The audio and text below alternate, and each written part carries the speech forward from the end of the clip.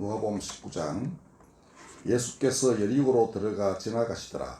삭개오라 이름하는 자가 있으니 세리장이요 또한 부자라. 그가 예수께서 어떠한 사람인가 하여 보고자 하되 키가 작고 사람이 많아 할 수 없어 앞으로 달려가서 보기 위하여 돌 무화과 나무에 올라가니 이는 예수께서 그리로 지나가시게 됨이러라. 예수께서 그곳에 이르사 쳐다보시고 이르시되 삭개오야 속히 내려오라. 내가 오늘 내 집에 유하여야 하겠다 하시니 급히 내려와 즐거워하며 영접하거늘 무사람이 보고 수군거려 이르되 저가 죄인의 집에 유하러 들어갔도다 하더라. 삭개오가 서서 주께 여짜오되 주여 보시옵소서. 내 소유의 절반을 가난한 자들에게 주겠사오며 만일 누구의 것을 속여 빼앗은 일이 있으면 네 갑절이나 갚겠나이다. 예수께서 이르시되 오늘 구원이 이 집에 이르렀으니 이 사람도 아브라함의 자손이미로다. 인자가 온 것은 잃어버린 자를 찾아 구원하려 함이니라. 아멘. 삭개오는 세리장인데, 세리장은 로마의 그 대행자이기 때문에 유대인들로부터는 멸시를 많이 받았습니다. 저 나쁜 놈이다 이렇게. 일단 키도 작았습니다. 그러니까 개인적인 이런 용모 스트레스도 있을 테고 콤플렉스가 많았겠죠. 근데 세리장이어서 돈은 많았습니다. 그러니 돈 많으면 뭐합니까? 사람들이 멸시하고 왕따를 시키면 좀 힘들게 살았겠죠. 예수님이 마침 자기 동네를 지나가시게 됐는데 소문을 듣고서 보려 했더니 사람이 많아가지고 키도 작고 그래서 나무에 올라가서 보려고 했습니다. 근데 예수님이 이름을 어떻게 하셨는지 아마 세리장이니까 좀 알려지긴 했겠죠.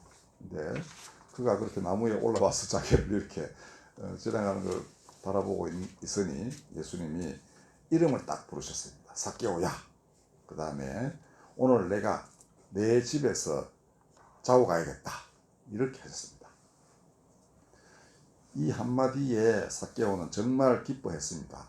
그 다음에 뭘 했나 하면은 내 재산의 절반을 떼가지고 가난한 사람에게 나누어 주고 그 다음에 내가 속여 빼앗은 것이 있으면 4배나 갚겠다 이렇게 약속을 했습니다. 이게 무슨 말이냐 하면은 도둑질하면 4배를 갚게 돼 있었어요. 옛날에는. 그러니까 뭐 감옥에 넣어가지고 이렇게 뭐 다른 돈으로 먹여 살리느니 그냥 돈으로 이제 4배를 갚도록 해서 이제 그런 걸 정리를 했는데, 즉 쉽게 말해서 회개를 하고 내가 만약 그런 잘못한 게 있으면 회개의 열매로서 4배를 갚는 것을 기꺼이 하겠습니다. 이렇게 이야기했습니다. 가난한 사람에게 나누어 준다는 것은 그야말로 하나님의 말씀을 청종하는 것이죠. 하나님 이스라엘에게 하신 말씀이 내가 많은 계명들을 다 주는데 그 목적은 하나다. 너희 가운데 가난한 사람이 없게 하기 위함이다. 신명기 15장에 그렇게 되어 있습니다. 자, 그러니 이제 삭개오는 말씀을 청종하는 사람이 되어버렸습니다. 그러니 예수 하신 말씀이 오늘 구원이 이 집에 이르렀다. 그 다음에 그도 아브라함의 자손이다. 이렇게 했습니다. 그러니까 지금까지 사람들은 그 삭개오를 아브라함의 자손으로 취급을 안 했던 것이죠. 니는 저 지옥에나 가라. 그리고 이제 돈은 여서 잘 벌겠지만 우리 회중 안에 못 들어온다. 이렇게 했는데 예수님은 아니다. 그리고 예수님 설명하시는 게 되게 쉽죠. 하나님 안에 있다라면 사람들이 그게 뭐지 이렇게 생각합니다. 그러나 하나님 나라에 들어간다 하면 좀 쉽죠. 근데 여기 아브라함의 후손이다, 아브라함의 자손이다 이러면은 확실하게 하나님의 백성으로서 안전한 자리에 들어가게 되는 것입니다. 이렇게 선포를 했는데 사람들은 이 수군거렸습니다. 아니 저 죄인의 집에 왜 들어가서 잔리하시나 그랬는데 예수님은 이 모든 그 울타리를 다 걷어차 내버리고 말하셨습니다. 그리고 삭개오를 이제 구원됐다고 확실히 선포하셨는데 왜 그렇게 하셨는지를 마지막에 말씀하셨습니다. 인자가 온 것은, 인자는 사람의 아들, 즉 본인을 말씀하십니다. 인자가 온 것은 잃어버린 자를 찾아 구원하려 하려 함이니라. 이건 내가 당연히 해야 될 일이다. 이렇게 했습니다. 자, 예수님은 그의 속사람을 보셨는데 이름을 부른다는 것은 잘 안다는 표시입니다. 그러니까 사람이 하나님의 이름을 부르는 것은 하나님을 알고 믿고 따른다는 그 의미거든요.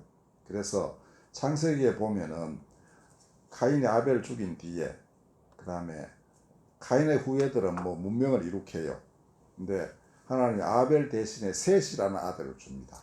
근데 그때 비로소 사람들이 여호와의 이름을 불렀더라라고 되어 있습니다. 즉 카인의 후예들은 하나님과 아무 상관없이 살아가는 사람들이고 그때 비로소 하나님의 이름을 부르는 사람들이 생겨나게 됐다. 즉 하나님을 알고 믿고 따른다는 것입니다.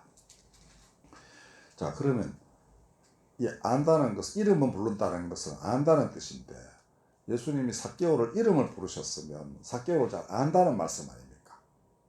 하나님이 아브라함을 부르실 때도 그랬을 겁니다. 아브라함아 이리 와라, 이렇게 했습니다. 하나님은 이름을 부르십니다. 그리고 불러서 그 다음에 일을 시키는데, 하나님이 내 이름을 불렀다 하면 사람이 어떻게 되겠습니까? 하나님 나를 잘 아시는구나, 내 속사정 다 아시는구나, 그 다음에 또 이제 나를 정말 죄에서 구하려 하시는구나, 내 이 고통에서 벗어나게 하시는구나, 그 다음에 그가 나한테 맡기실 일이 있으면 내가 기꺼이 하겠다, 이렇게 되겠죠. 그래서 하나님이 이름을 부르신다는 게 얼마나 중요한지 이 삭개오 얘기가 잘 보여주고 있습니다. 이 부자가 나사로의 비유도 있습니다. 근데 이제 나중에 이제 거지 나사로는 부잣집 앞에서 이제 그 빌어먹은 사람이었는데 죽어서, 나사로는 아브라함의 품에 가고 부자는 이제 아주 뭐 그 물도 없는 아주 삭막한 곳에 가서 고생합니다. 자, 근데 여기도 말이죠. 부자는 이름이 없어요. 근데 거지는 이름 나사로가 있습니다. 예수님도 거기서는 나사로라고 이름을 딱 찍어서 말씀하십니다. 그러니까 하나님이 나사로의 이름을 불렀다, 이렇게 말할 수 있겠죠. 부자는 아마 하나님과 상관없이 살았던 사람인 것 같고, 거지는 하나님의 이름을 부를 수밖에 없죠. 자기 신세가 어쩔 수 없이 거지가 되어버렸지만은 나를 구원하실 분 하나님 어디 계십니까? 이렇게 불렀을 거예요. 그는 하나님 그대로 나사로야 나에게 오라, 이렇게 해서 불러가셨습니다. 자, 여러분들, 예수께서는 삭개오를 부르시듯이 우리들의 이름을 부르셨습니다. 그렇게 해서 지금 여러분들이 이 자리에 와 계신 것입니다. 그리고 예수 말씀하시기를, 자신을 따르는 무리들, 너희는 먼저 그의 나라와 그의 의를 구하라. 그리고 너희들의 머리털 하나까지 다 하나님이 세시고 계신다, 이렇게 했습니다. 다 안다는 이런 말씀이죠. 자, 그가 우리를 이름을 불러서 부르시고 경배를 드리게 하시고 그의 말씀을 따르도록 그렇게 이끌어 가십니다. 성부께서 지켜보시고 성령께서 도우시죠. 말씀을 깨닫게 하시고 내가 뭔 일을 해야 될지, 이런 거, 어떤 기도를 해야 될지, 이런 거 여러분들에게 다 가르쳐 주시는 것입니다.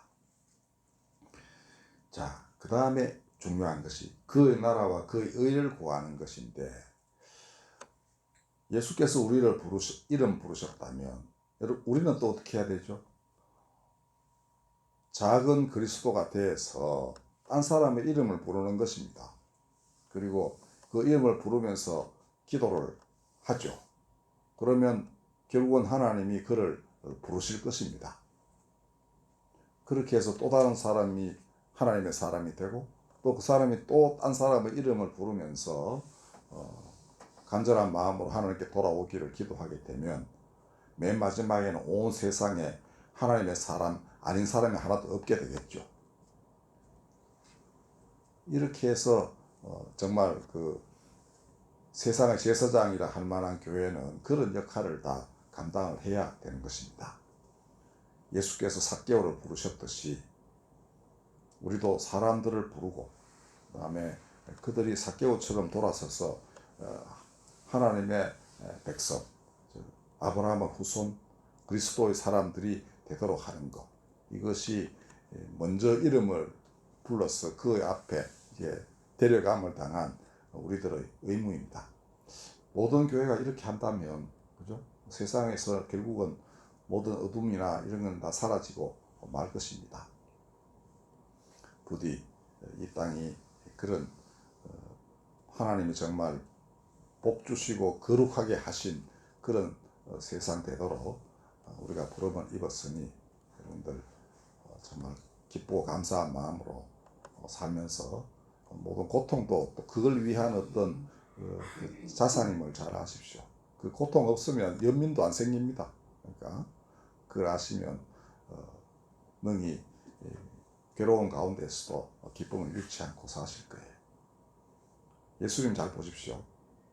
옛날 하나님이 호세아를 부를 때에는 이 세상이 엉망진창이니 너도 가서 음란한 여인을 찾아가지고 아내를 삼으라 이렇게 했습니다. 세상이 그러한, 그러니까 세상이 정말 하나님 다 떠났으니 너도 남편 떠나는 여자를 한 만나봐서 그 고통이 어떤 것인지 알아라 이런 말씀이기도 해요. 예수님도 12살 때까지는 아버지가 계셨는데 그 뒤부터는 아버지 얘기가 전혀 안 나오거든요. 그리고 예수님 공생애를 시작해서 돌아다니실 때 어머니가 동생들 데리고 와서 집으로 가자 이렇게 말씀하시는 걸로 보면은 아버지 없이 상당히 오랫동안을 사셨습니다. 그러면 어머니는 과부죠.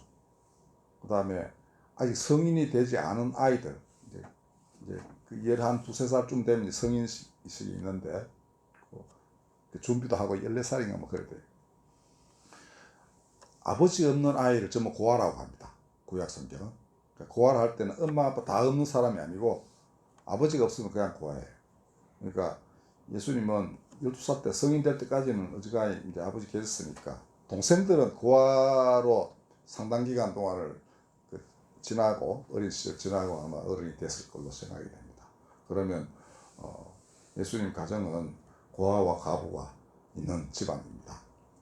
본인도 떠돌아다니면서 전도를 하셨으니까 그때 말씀하시기를 여우도 굴이 있고 나는 새도 집이 있건만은 인자는 머리 둘 곳이 없다 이렇게 외로움을 굉장히 많이 경험하셨습니다. 그러니 그건 떠돌아다니 나그네 했습니다. 즉 출애굽한 이스라엘에게 하나님이 당부하시기를 너희는 고아와 과부와 나그네를 돌보라 이렇게 했습니다. 예수님이 그 말씀을 정말 몸으로 직접 실천하지 않으면 안 되는 그런 가족적인 여건이 있었던 거예요.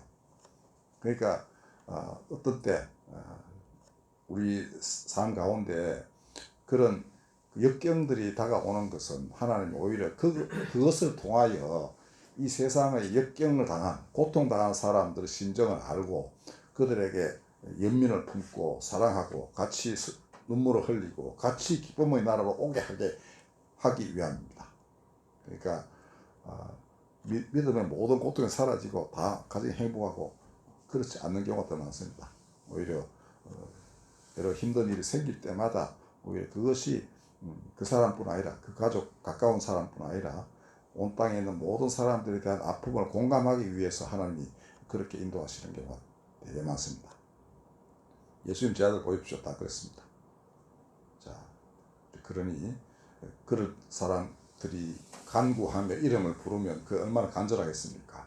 그리고 하나님이 반드시 그 사람들의 이름을 불러서 또다시 그를 위해서 기도했던 사람들처럼 또 다른 작은 그리스도 만드실 거예요. 이렇게 해서 세상이 바뀌는 것입니다. 우리 자리가 얼마나 중요한 자리인지를 아시겠죠? 기도하겠습니다. 예수님 삭개오 이름을 부르셨습니다. 그리고 내가 너희 집에 유하여야겠다 하셨습니다. 같이 있기를 원하셨습니다. 많은 사람들은 그를 죄인 취급하고 상종도 하지 않으려 하던 그때에 당신께서는 친히 그 집에 가서 하루를 유하겠다 하셨으니 진실로 만민의 구주라 칭함받으시기에 모자람이 없으시나이다. 오늘 이 땅에 많은 사람들 서로 갈라지고 분열하고 싸우고 서로 죽이는데 하나님 그 성자께서 보이신 그 넓고 깊은 사랑 그것을 실천하는 교회가 있어 이 땅을 소돔의 파멸 같은 그 재앙에서부터 구원하여 주시기를 빕니다. 이 불법이 성하여 사랑이 식어진 세상 멸망받아야 마땅할지 모르나 하나님 소돔을 구할 수 있었던 10명의 의인처럼 그런 사람들, 그런 교회 이 땅에서 생겨나 이 땅을 빛의 세상으로 바꾸게 하여 주시옵소서. 예수님의 이름으로 감사하며 기도드렸습니다. 아멘.